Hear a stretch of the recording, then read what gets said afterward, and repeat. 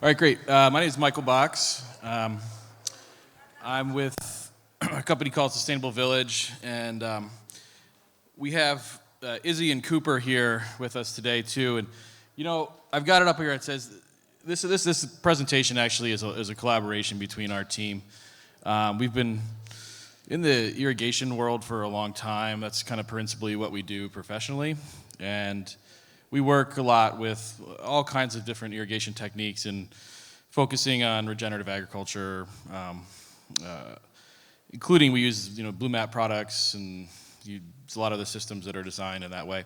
And we're going to get into that a little bit, but this is a little something we put together recently. I think it's going to be pretty informative. We're really going to be focusing on how to observe moisture levels in soils and then how to manipulate them. So, let's see here. This is, all right. So, kind of to get started, I want to talk about different styles, and really, this presentation, this is more of like a, technical nuts and bolts kind of thing. It's a little less science, a little bit more like practical tools and applications. Sometimes when I give these talks, we'll focus on just general irrigation components, overviews, things like that. But I wanted to get a little bit more specific and a little bit more granular in how water exists in soil and how to kind of observe the amount of water in that soil and what that means. So, actually going to hold this here. The first types of, we're going to look at water sensor types, right? So we have a few different kinds. There's the solid matrix water potential sensor. This guy right here, that's a watermark sensor. Aerometer makes that. These are used in a lot of big kind of ag applications, things where you're going to use, you're looking at like very heavy soils, kind of large field applications. They're really accurate. They do give very good results. They're easy to set up. They're kind of a plug-and-play thing. There's no liquid in them or anything like that. But they are not really applicable for most of the soil types that you folks are growing in. So any of the kind of high porosity, low tension soils. The next kind is a volumetric content sensor. These basically, there's all kinds of these. Like, that's an example right there. You've probably seen kind of probes like that. There's some really nice ones out there that do give very accurate readings. A lot of them give kind of shitty readings. They're really cheap products. They'll give quick readings, but they give readings in a form of, they give readings in a form of a percentage.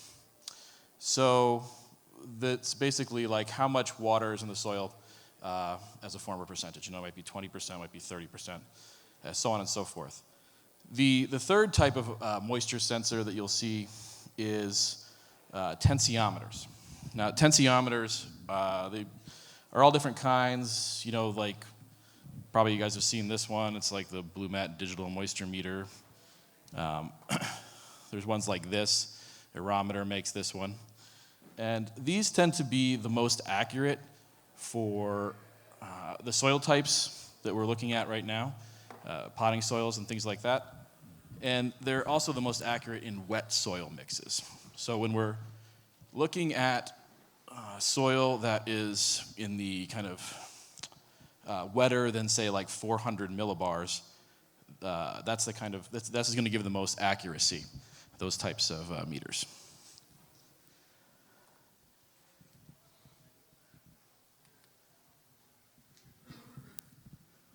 So one of the interesting things about water, it's a polar molecule. That means that it has a positive and a negative charge. So it makes it really easy to stick to other materials. It can stick to things like water, it can stick to soil particles. As long as it finds a positive or negative charge to those particles, it can stick to it very easily. So when we use tensiometers to measure moisture level, we're measuring the amount of tension in the soil that exists between like the water and the soil particles. So the wetter the soil is, the less tension in the soil. The drier it is, the more tension in the soil, and you get more of a vacuum is created between soil particles. And that can be expressed on the tensiometers. We tend to read these things in units of pressure when we use tensiometers. So we're going to, so pressure is often measured in pounds per square inch, PSI. The metric version of that is bars. So 1 bar is 15 PSI. So we measure it in centibars or millibars. So the drier the soil, the higher the millibar number, the wetter, the lower, is how that kind of susses out. Yeah, sorry. I got 2 different screens here. I realized you weren't looking at the same one I was. So 15 PSI equals 1 bar, right?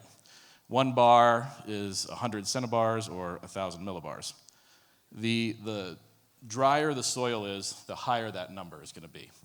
Because when we use tensiometers, we're measuring a vacuum. And it's actually like a negative pressure number. Does that make sense? Sorry.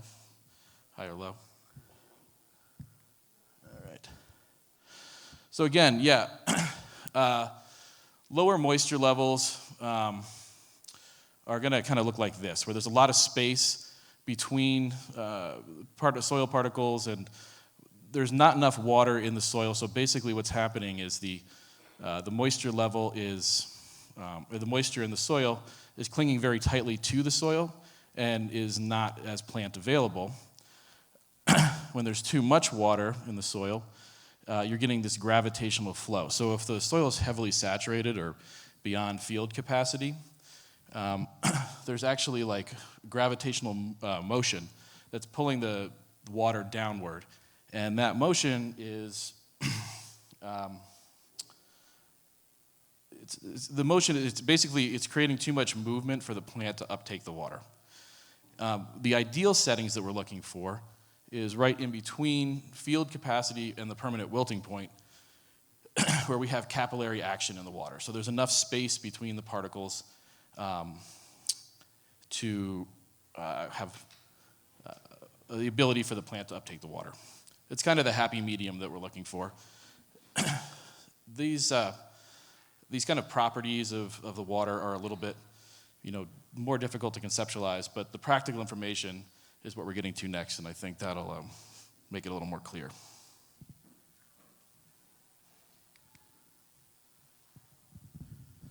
All right. So, different soils, different tensions.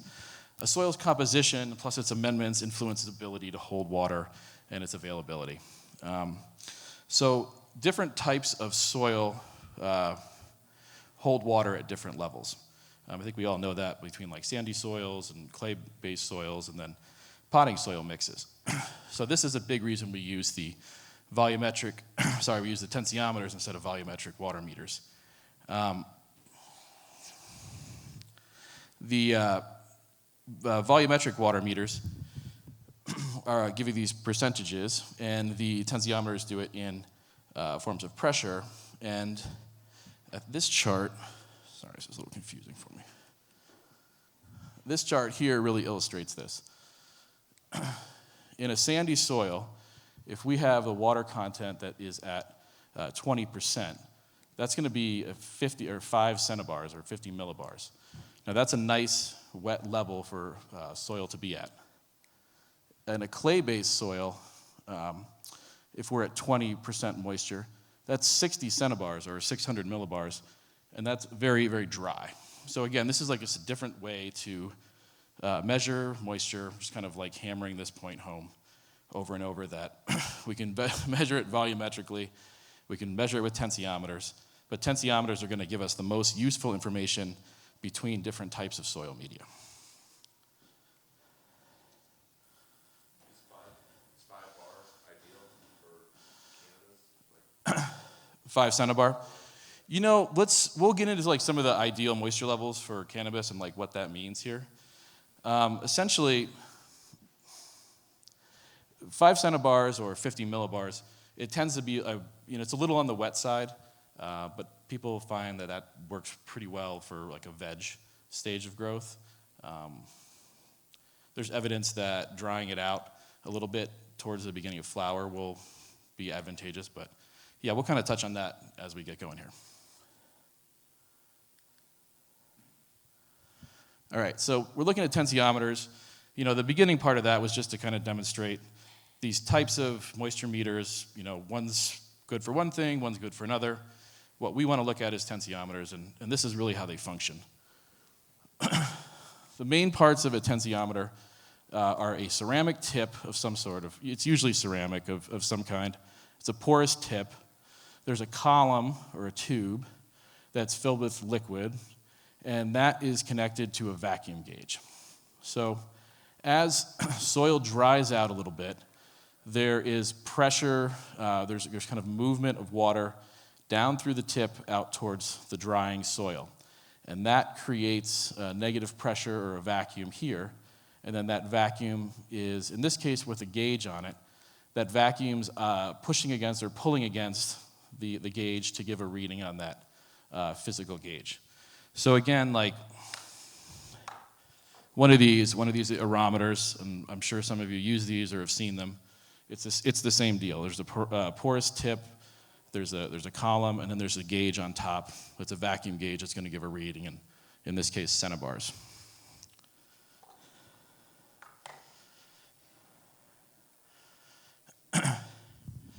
So once we have that's the basic understanding of what a tensiometer is, how it works, we can use these types of devices to influence our irrigation events. And we can do that in a few different ways. One of them is we can collect data manually through remote sensors or hand sensors like this, and then we can take that data and make our own kind of informed decisions about how to irrigate. Like, how are we going to learn what we're seeing, or like look at what we're seeing in the soil, and then take that information and manually influence our own irrigation events. The second way is we can use tensiometers to control our irrigation events directly. So we're going to look at a few types of technologies where we can actually use the tensiometers to control the switches within irrigation systems. So if we're just manually collecting data, there's a handful of kind of great ways to do that. This is like a screenshot of This is a screenshot of this dashboard on this one service called IrriCloud. Aerometer makes them. They're basically sensors that are buried in the soil in different places. You can take a bunch of different samples, and those are all kind of hardwired back to a control box. This one has like a SIM card built into it, so it talks to the cloud and then puts all that data on your laptop or your phone or whatever. And you can kind of in real time look at moisture levels of all the different sensors. We can look at various graphs over time. It'll show irrigation events and demonstrate fluctuations in water.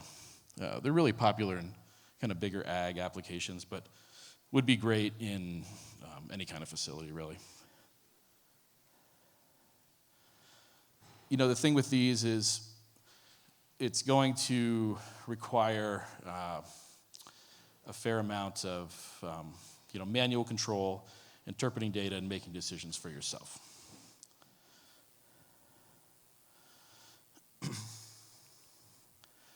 The next, another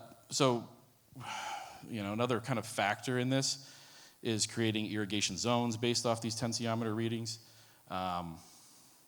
When we're placing tensiometers around in a field or a grow space or something like that, we need to make sure they're placed in zones that are really consistent, so that when we're taking like a piece of sample data from one area, we can use that in an informed way to irrigate that zone. We don't want to be taking a piece of data from one part of a field that's in the shade and then using that to influence influence irrigation events that are happening somewhere like on a dry south-facing aspect, something like that. And that is the consistency is key thing. The best way, when we're doing this again, we're using just that information we're getting. We need to either have a lot of sample sets and be taking data readings from many, many different points, or we need to be in conditions that are easy to replicate and are consistent throughout. So these grassroots beds work really well, actually, at maintaining even consistent moisture level throughout a raised bed like this. Let's see, getting everything.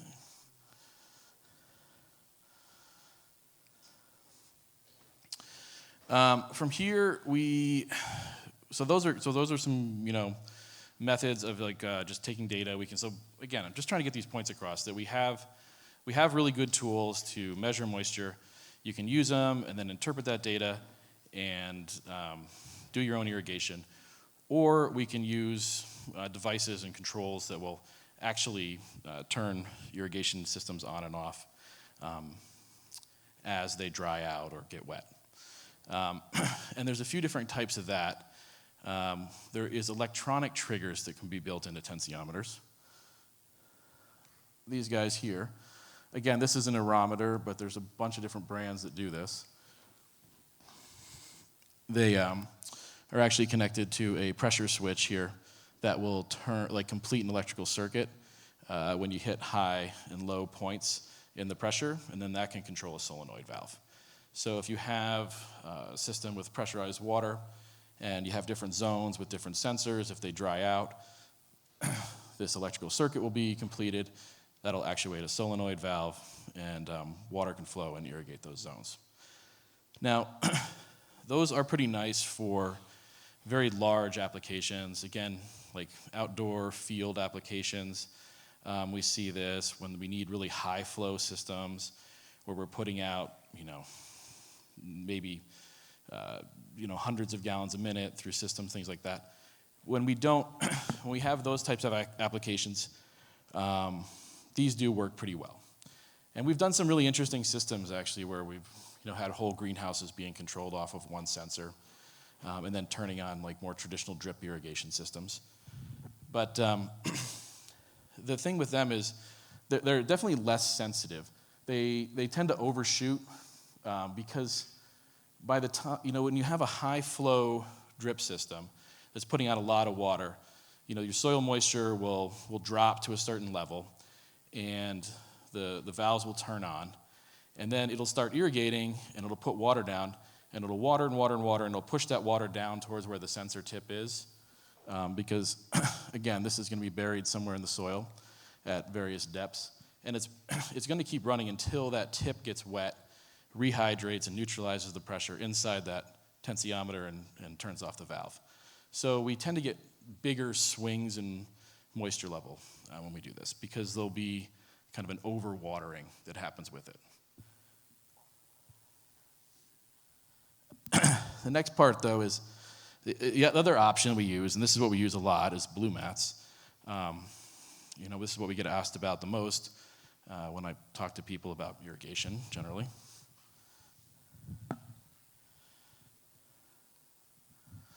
For those of you who don't know what a blue mat is, it's one of these moisture sensing valves here. So blue mats are tensiometers. There's really no difference between a blue mat and any of these other moisture sensing devices that control the switches. And tensiometers are basically the kind of oldest and most sensitive moisture sensing instrument that's out there. So with a blue mat, instead of the vacuum that's created when dry soil occurs pulling on a pressure gauge, what's happening is the pressure, that vacuum is pulling on a valve, like a physical valve, and allowing water to flow through into a system. These are the kind of various component pieces of one. really simply, the porous tip, the tube, this cap here contains a diaphragm with a valve in it. So you have a tube that will flow through the top that's under constant pressure. The water's pressurized right up to this point. And they're placed in the soil. As the soil dries out, a vacuum occurs inside of it, which opens a valve physically and allows the water to flow through. So we've been doing these blue mat systems for a while now. I've been working with Sustainable Village doing the designs and blue mat support for just about 5 years, but they were being sold before that as well, and they've really gone through quite an evolution in how we design systems and how well they've functioned. And there's always been some kind of issues that people have had in different ways, like that have been problems that we've solved, and then new issues come up, and then we solve those. And it's really kind of more of a real cutting edge irrigation technique, so we don't have a playbook to work through. We're kind of figuring out a lot of it as we go. And we've continued to do that. And really in the last, say, 6 or 8 months, we've been doing some really intense R&D. We took some time to devote a fair amount of resources to that and built out a lot of our own projects at our facility. And these guys that are here with me today, Cooper and Izzy, have been really spearheading that part of it. And actually, I kind of wanted to bring Izzy up here a little bit. You want to come up, Izzy? Yeah. Because what we want to talk about now is kind of like advanced tips for blue mat users. We were going to call it the Blue Mat Master Class, but really it's just taking a lot of the kind of sort of known issues behind blue mats and providing like really precise troubleshooting techniques for that. And like I said, Izzy's been a real big part of that. Cooper's contributed some amazing things, and I just wanted to let Izzy kind of walk through a bit of this. Cool. Hey everyone, my name's Izzy. Me and Cooper have been heading up a bunch of R&D stuff with blue mats.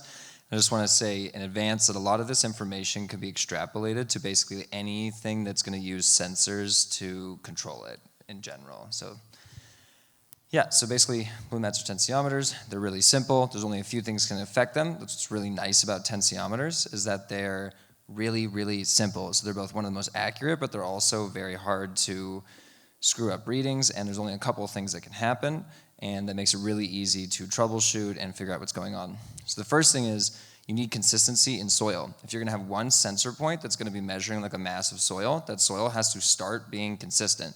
Meaning if you have dry pockets and your sensor goes in a dry pocket, now everything's gonna be kept wetter. If not everything is that dry, and if it's in a wet pocket, it's gonna be opposite. You need to think about how strong of a contact that the soil has with the blue mat tensiometer, or even really any sensor. That's why the granular matrix sensors don't work in these soil types, because you have to have, it's like a physical thing that needs the soil to be like touching it for the water to move back and forth. Then you've got where the water comes out in relation to the blue mat, meaning once again, it's a physical thing, it's not electronic, so it's going to decide when it's turning on and off, but that water has to like physically get over to it, so it has to be put in the right place so that happens in a timely manner, and you can manipulate stuff doing that. The last thing is you got to calibrate it with no action on the diaphragm in it, which I'll go into in a little bit. And the final thing is the water pressure behind your system has to be consistent, otherwise it'll change the settings. Yeah, so then I kind of just go through each one of these. So basically I just covered all this, and the main thing to go with this is like use wetting agents, really make sure that it's even. A personal tip with peat-based substrates is peat goes hydrophobic often, and whether or not you're using like a Taro sensor, like a volumetric sensor, or a tensiometer, if your peat goes hydrophobic and you start trying to use sensors to read what's going on, you're probably going to get dry pockets all throughout it. The way to fix that is using wetting agents and or watering and like moving your media up as you're watering it. And really with peat, it's just like don't let it get hydrophobic in the first place, because it's, I'm sure everyone here knows, once your soil goes super dry, it's a massive pain in the ass to get it wet again, particularly if you're trying not to turn your whole bed over. And wetting agents are one of the ways to do that. This is the water distribution. The way that I always like to describe it is the setting on your blue mat decides when it's going to turn on. This is the same with using the aerometer, tensiometer switches, anything like that. And where the water is going to come out is going to decide when it turns off. Because if you, sorry, I might use the sensor, in that center one where the water is coming out really far away, where you're watering, you might miss the blue mat. The way that water moves from a drip emitter is in a cone for this, because it's two-dimensional and look at it as a triangle. But basically it hits the soil and gravity pulls it down as tension is moving it out. So it gets wider and wider because it's moving out as it's being pulled down. And for simple purposes, you need your sensor inside of that triangle. So if it's really close, the triangle is really small, it's going to shut it off, and you're going to get all these dry pockets. And if it's really far away, it can miss the sensor altogether and just like overwater, and you get water coming out the bottom of your pot because it's not placed according to directions. And if it's in just the right point, you can get it just right. And the last thing is you can affect a lot of stuff really well in terms of, purposefully moving your distribution a little bit further away will make everything wetter, moving a little bit closer will make everything drier. And so there's sort of two ways to manipulate what's going on. The other thing is the more even the distribution, the more accurate the sensor. Like what we're trying to do here in all systems, really all commercial systems in general, but particularly ones that we're monitoring, is we need everything to be exactly the same, which means, okay, if we're going to be distributing from like one point, there's probably inconsistencies throughout the soil, which is going to make using sensors harder. So for example, we need to know every single point that the water is going to come out is going to be the same distance from the sensors. For example, it's like 3 inches away or something like that. And we want to use even distribution methods. So a big improvement we've made in the last few years and also in the last few months is these manifold designs, which are basically just really evenly distributing water throughout the entire bed surface. And if you place the sensor at the same point in relation to them, it will all react the same. So if you have 100 beds and they're all set up the same way, they're all going to react the same. But if you're kind of just sticking your sensors wherever and there's no consistency between them, you're not going to be able to know that they're all going to react the same way. And then so you're like, why is the system acting weird? And it's really just because like this isn't magic. It all has to be set up identically. And these rings are another one that my coworker Cooper came up with, where it's basically like the water's always spreading out, and because it's spreading out from the inside, as long as that sensor is inside of there, the water distribution will be really, really even. So anything we can do like this will help us to ensure that all of our sensors are going to act really evenly. So now we get to the diaphragm part with blue mats, which is basically all a blue mat is just a diaphragm that's getting sucked down. And if you stick a tensiometer into soil, it reacts very quickly. It's a super sensitive scientific instrument. I used to work in a soil science lab for a long time, and we would take all these measurements with tensiometers because they react immediately. It's water physics. So if you stick it in and that soil isn't at 0 millibars, which means completely saturated, immediately that diaphragm is going to start getting sucked down. And if you try setting a sensor while that diaphragm is in action, or anything else, if you're using an electronic one, you're now setting it not against 0, you're setting it against some number. It's like being on a scale and tearing it and then trying to like use it to weigh something. It's no longer an accurate number. So you need everything to be at rest. Characteristically, what you've done with blue mats is you stick them in the soil, you water it really, really wet, and then you set them, ideally getting as close to 0 as possible.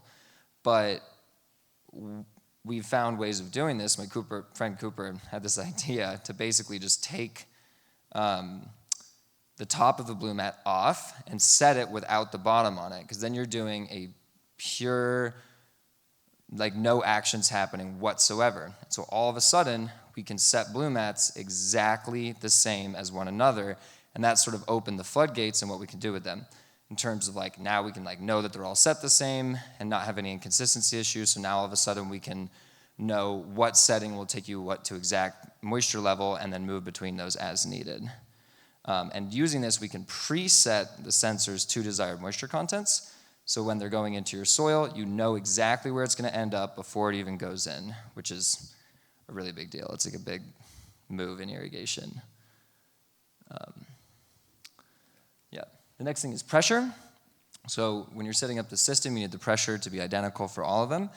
When setting up blue mats, you have pressure behind the system, and that means certain amount of water forced into a certain amount of area. If watering occurs, now like water is coming out of the system, the pressure is going to drop. So for example, a really common thing we see is if people are setting multiple of these sensors at once, they're not actually setting them all to the same set point. And you have your employees that go all over the room, they're setting everything, and they're actually setting it at all these fluctuating pressures, so they're not set the same. So you want to do is set the system one sensor at a time, ideally all from the same point. And the main thing is it has to be done at the same pressure, so you also need it to be at the level it's going to end up at. Just as simple as like if you've got your pressure reducer next to you and you're setting them at about the same level as it, but then in your facility your pressure reducers are on the ceiling. Pressure reducers are not like magical tools. Gravity is just going to add to that pressure after it drops. So you really just have to make sure that that level is the same, set everything one at a time, and you can know for a fact that now, because once again you've achieved consistency, every single one is set identically, and go from there. After this, we set a locking cap, so you can't move the setting whatsoever. And essentially now, a couple of years ago, when people are setting up blue mat systems, you set them in, you set them all, they end up being a little bit different. You kind of have to mess with them to get them right. And once people start messing with things, I've noticed they tend to get addicted to messing with things, and often they push things to be way too dry or way too wet, and they're kind of always fiddling with it, and you don't have this set point that everything's coming from. So the nice part about doing it this way is you can preset them before they hit the soil and know that if you're going to touch them, that it's moving away from this number that you actually are pre-know it's going to be at. Using all of this information, this is really where the bulk of the R&D has come out. Cooper and I have been working on making this graph. He's really spearheaded the lead on it, and it's basically, we now know you can set a exact millibar content by knowing what pressure you're setting it at and knowing where the setting lies. When you set a blue mat, you basically cut water flow off. We call it the hanging drip. It's just the point where water flow is cut off. And then how much more we tighten things from there decides where that moisture content's going to lie. So, if you're at a low pressure gravity system, which is one nice thing about blue mats, they can work off of gravity, very low pressures, setting your hanging drip is in a different place than with 15 psi. And then that actually becomes very useful in a little bit for manipulating moisture contents. But basically, this just tells you exactly where you're going to come out if you set them up and at this pressure.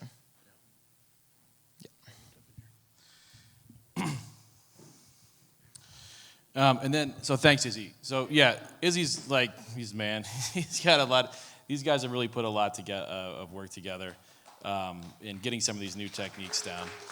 And I feel really grateful to have these two on my team. They've just done a lot for us over the last year or so in really solving these issues that we've been dealing with.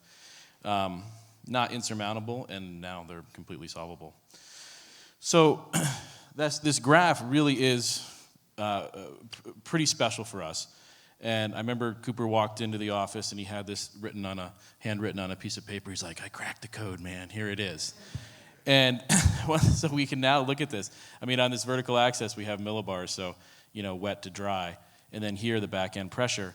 So depending on how and to what degree you tighten that little dial at the top when you're dialing in the carats, you're going to hit one of these lines. So again, if you do it just at a hanging drip, you're going to be sitting in here. It's going to be really wet.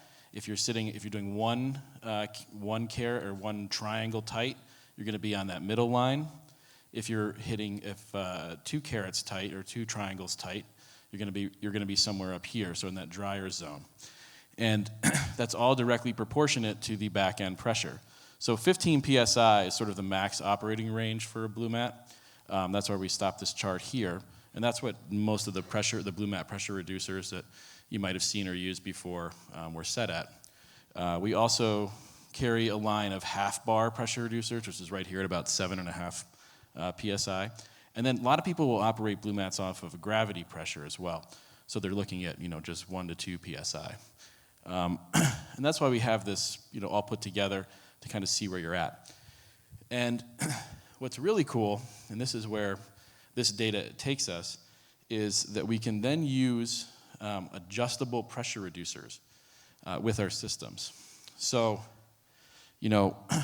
if we have this graph here, and we're sitting right at 15 psi, 100 millibars. If we dial back the pressure, we're going to dry out the soil. So we can use the adjustable pressure reducers to move between various levels of moisture in the soil. And depending on the size of the container, we can do that like with various levels of, or like within various time windows. We can actually start to, very precisely manipulate soil moisture levels with using these preset blue mats and adjustable pressure reducers. So it actually gives the ability to start, steering with moisture, and depending on the size of the containers, we're doing that like on an hourly basis or a daily basis or a weekly basis. Our friend Matt LaPlante out in Vermont has been experimenting with this a lot. He came up with this idea of kind of crop steering light, which is using raised beds, but manipulating moisture levels within those raised beds, on over weekly basis. So, one of the examples he liked to do was in early flower, he would drop the moisture level to like 150, 180 millibars. Yeah. And for the first 2 weeks, just to kind of help limit the canopy growth, they were able to kind of keep a more compact, tight canopy, but with like a similar amount of bud sites during that first 2 weeks of flower, and then drop the moisture back down to like 100 millibars, or actually increase the moisture to 100 millibars. So this technique, for us it was a real, like, wow, this is something we've been wanting to do for a long time. People have been trying to do it. They'll go through their system and try to manipulate, and twist all the little dials to try to change moisture levels in the soil. But right now we can what we call cap dial, which is basically set all of these moisture meter caps, all the blue mat caps at the same level. Sorry, I'm just checking the time. And keep a whole entire room at the exact same moisture level. And then just by adjusting the back end pressure, we can manipulate that moisture level up and down for the entire room.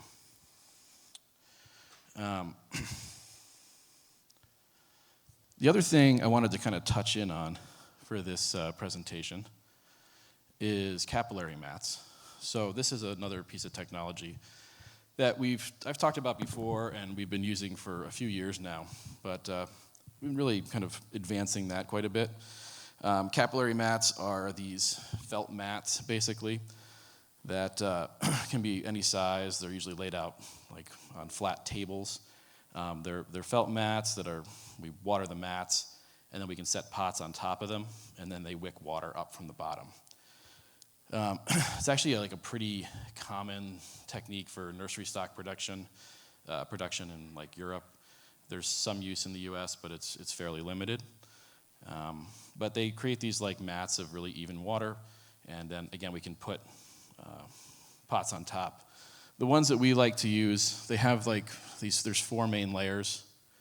There's a non-permeable kind of plastic layer here.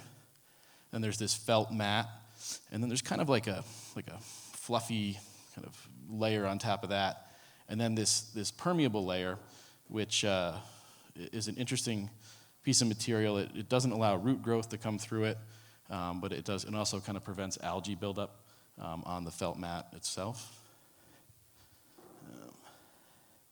So what we've been doing a lot of R&D with is these bottomless pots. I know Steve Cantwell, I don't know Steve in here. What's up, Steve? This was an idea I know you came up with a while ago, and we saw it and was like, this sounds really interesting.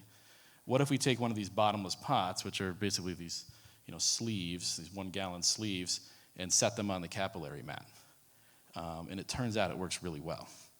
So, with the capillary mats, we're getting a lot of really interesting benefits. It's basically a sub-irrigated process, so that means the water's coming up from the bottom, which means we're not top watering the pots anymore. Top watering tends to push the nutrients down and out of the pot, out through the bottom. This way, any pre-amended soil nutrients or any nutrients that are in the pot stay in there because the water's only moving up. The other interesting thing is that it kind of trains the plants to immediately put all their roots at the bottom of the pot.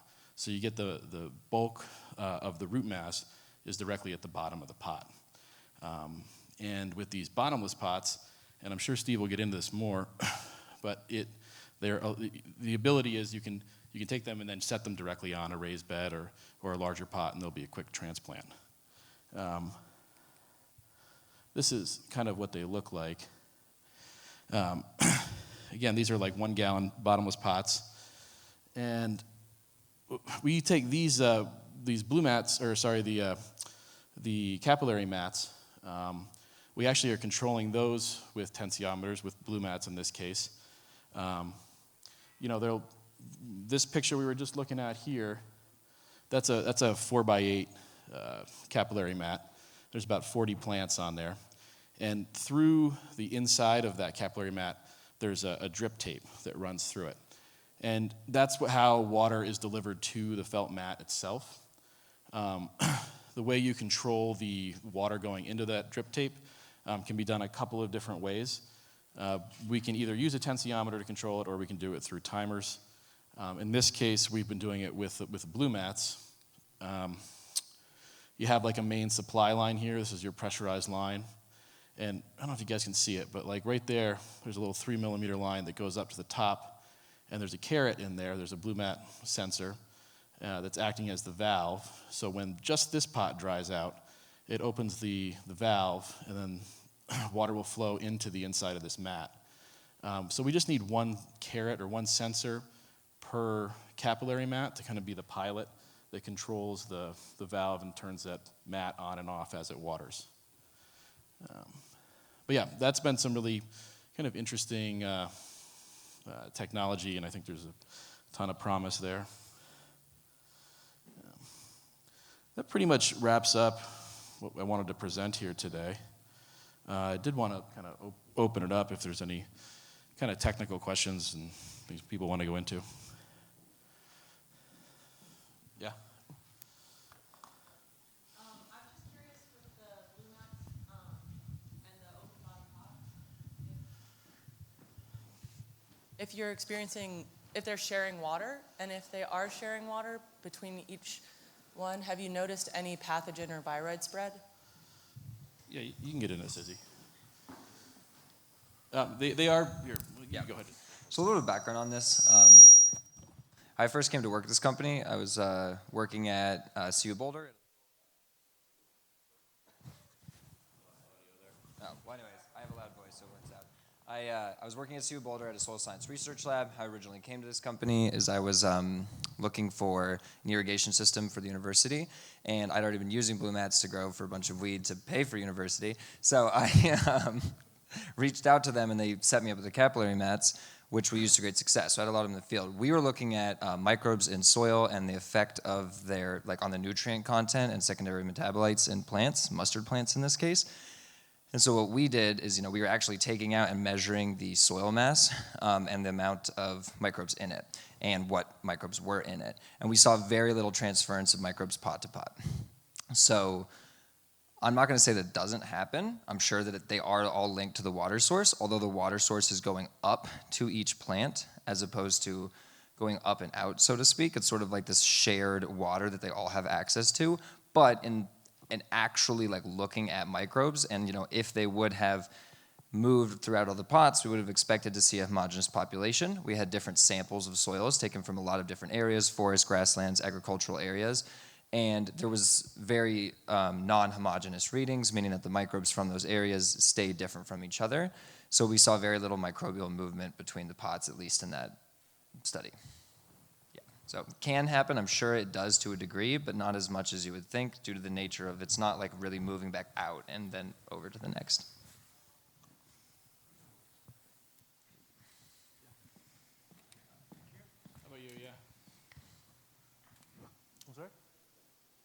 He's got his hand up there.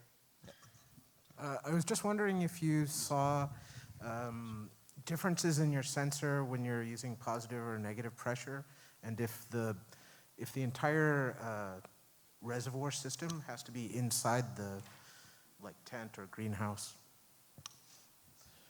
No, the reservoir definitely doesn't have to be inside the tent or greenhouse. I mean, the water supply can be from lots of different places. I'm not sure what you mean by positive or negative pressure. Huh? It's an all a positive pressure.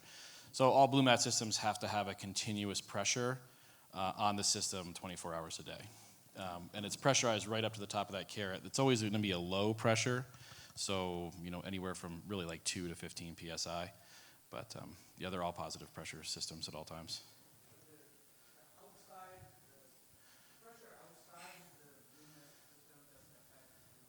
I see what you're saying. So the air pressure in the room, I mean, I would say no, probably not. I mean, not in any kind of significant way, really.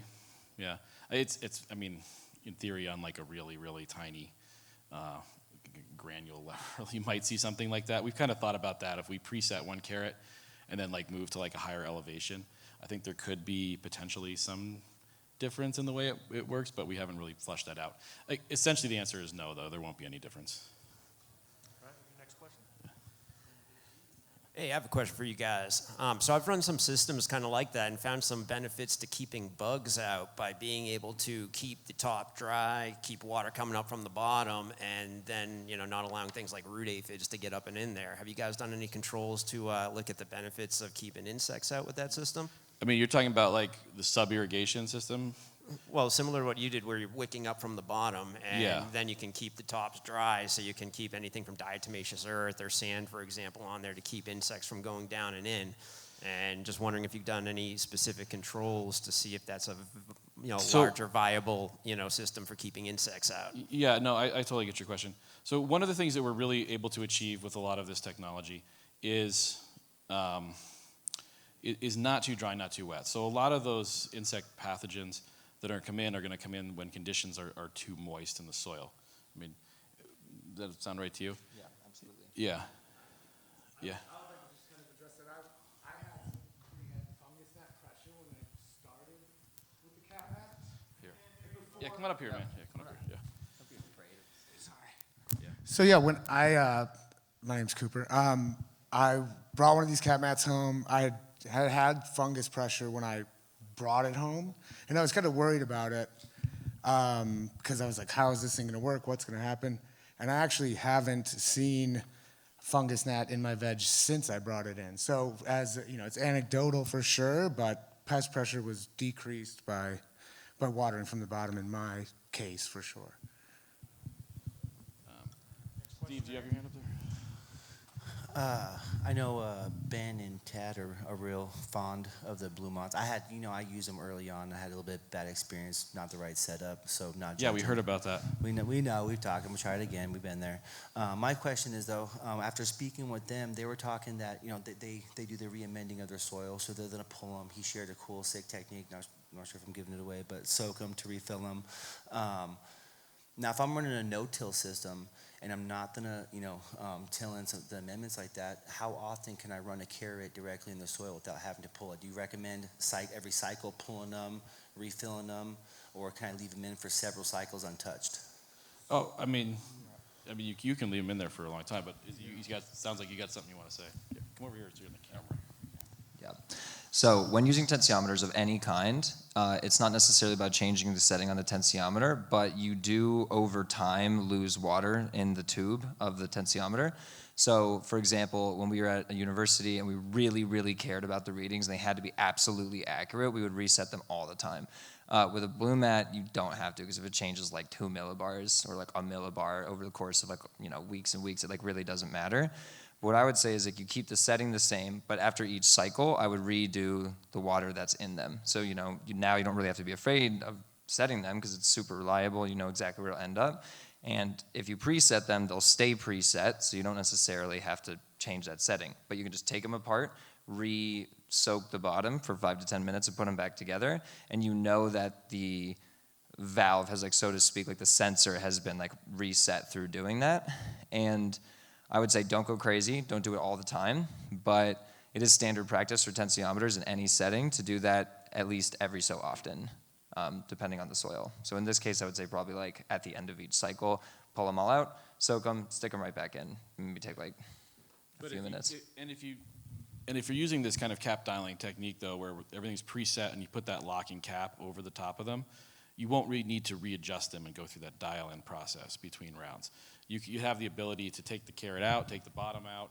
You could clean it if you wanted. You don't need to, and then just refill it, and put the top back on, and it's going to hold that same millibar reading that it had been preset to as well.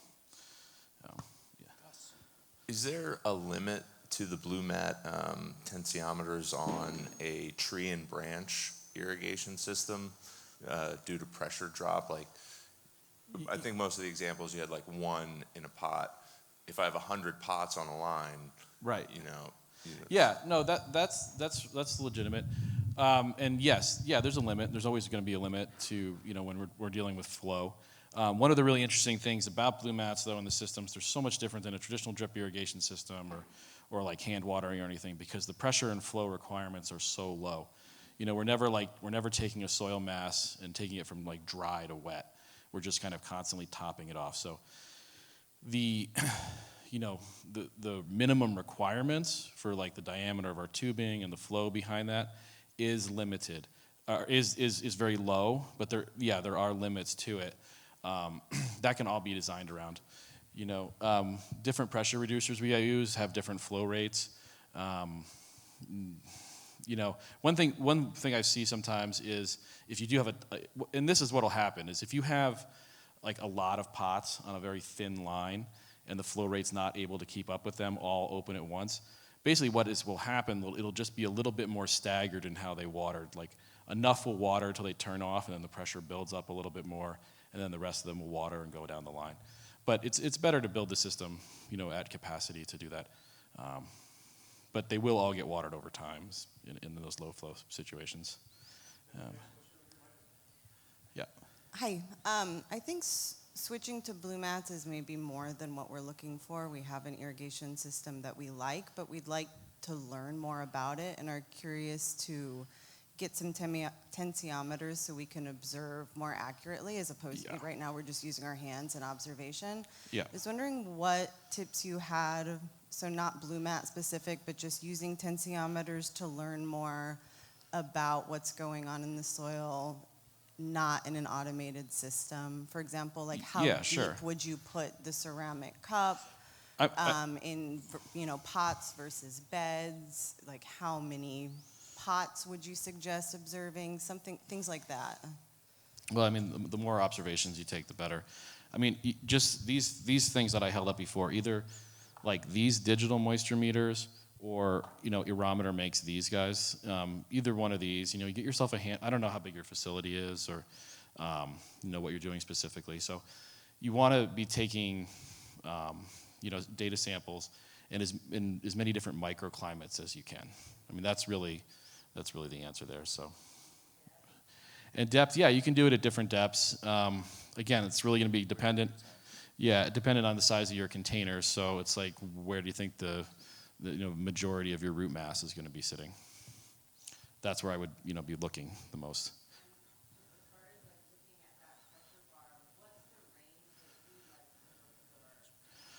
Okay, so and you kind of asked that same question too. What's the ideal moisture level, right? And this is definitely a point I wanted to make. So what I'm interested in as a person, I do enjoy plants, and I've been in the cultivation world, and I've worked on farms, and I've been kind of in agriculture for a really long time. But like water and how to move water and how to measure it, these are real passions of mine. And the same with all of us here. We're just kind of strange in that way. And so what we're doing with our company and professionally, and like my hope is for this presentation, is to provide really accurate ways to observe data and moisture levels in soil, and then also provide like the tools and technology to manipulate that moisture level and do whatever you want with it, right? And so really, I mean, we have some information, but the main thing is we have some information about what are good moisture levels, right? Like in the past, we've said between 80 and 120 millibars are really nice sweet spots. But there's things you can be doing outside of those ranges to manipulate plant growth and soil health. And that's really your job to figure that out. As cultivators, as people that are running big facilities, have the ability to do more R&D on like plant growth and soil health and observe the differences.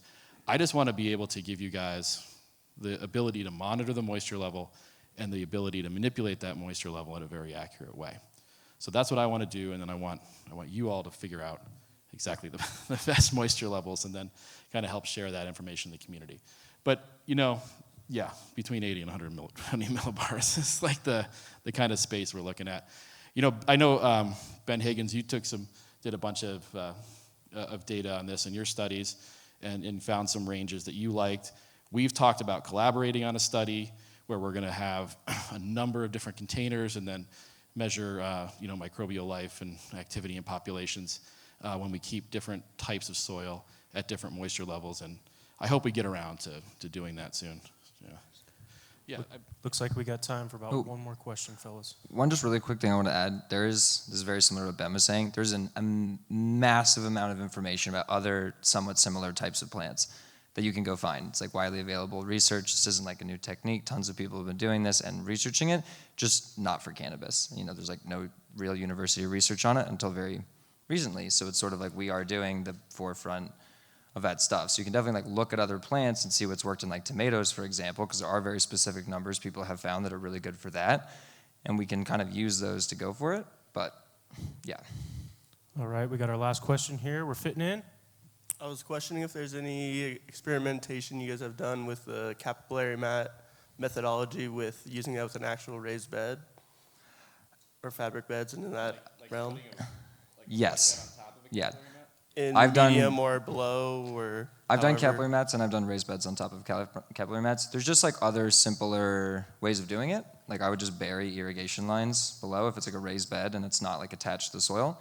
You just bury your irrigation lines lower in profile and that water's forced to wick up also. So I'm not going to say it doesn't work. I've done it. It does work. It's just maybe not the most efficient way of doing it. Cooper, do you have any final thoughts or anything you needed to get out? Get it in, Cooper. Get it in, Coop. Yeah. No. Let's go, Coop. Yeah. All right. Well, I think that's about it. Are we ready to wrap up? Well,